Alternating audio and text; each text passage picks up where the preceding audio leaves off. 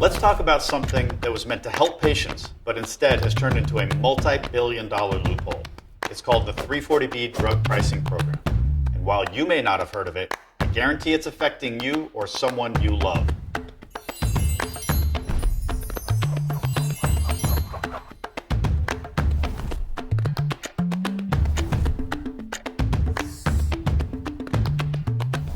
Hi, I'm Anthony DiGiorgio. I'm a neurosurgeon, and I work at a safety net community hospital serving the poorest patients. 340B, so what is it? Let's break it down. In 1992, Congress created the 340B program with a simple idea. If pharmaceutical companies were going to sell drugs to hospitals that treated a lot of uninsured and low-income patients, those hospitals should get a discount. The goal?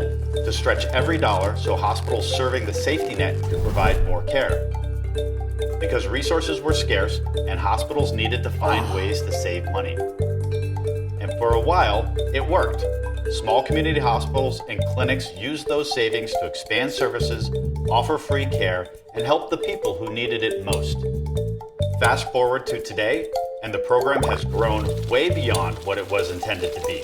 It's no longer just helping small community hospitals. Some of the biggest, wealthiest hospital systems in America are cashing in. Resources are no longer scarce for these big systems, but they sure are taking advantage just like it's the old days. These hospitals continue to buy drugs at a deep discount through 340B, but instead of passing those savings on to patients, they turn around and bill for the full price.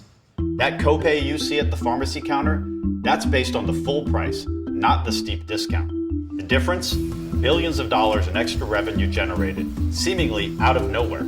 In reality, that savings is diverted away from the patients who actually need and deserve it. In 2021 alone, hospitals and pharmacies made over $53 billion from 340B. Yet there's no requirement they spend a single dime on charity care. And here's the kicker. Some of these hospitals give almost nothing back to their communities. In fact, a recent study found that many 340B hospitals provide less charity care than for-profit hospitals that don't even get that discount. Meanwhile, independent community clinics, the ones actually serving the poor, are getting squeezed out. Why? Because big hospitals have taken over, pushing them aside and keeping the profits for themselves. There's less money to be made reselling those drugs to poor patients, so these hospitals target wealthy areas for expansion. This whole situation is the opposite of what Congress intended. Patients are not seeing cheaper meds. Instead, they're getting hit with higher hospital bills, suffocating medical debt, and fewer services. So how do we fix 340B? It's not about ending the program, it's about restoring it to its original purpose. Here's what needs to happen. The benefit should follow the patients instead of accruing to an institution. By ensuring it follows low-income patients, it can reward true safety net facilities that serve these communities. Transparency.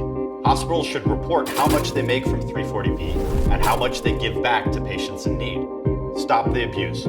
Big hospitals should not be allowed to buy up community clinics in wealthy areas just to expand their 340B profits without actually helping the people they were meant to serve. 340B was created to help patients, not be a slush fund for wealthy hospital systems. We have to hold these hospitals accountable and make sure this program works for the people it was meant to serve. If you agree, share this video. Let's start the conversation and fight for real reform, because every patient deserves access to affordable care, not just hospital executives and middlemen.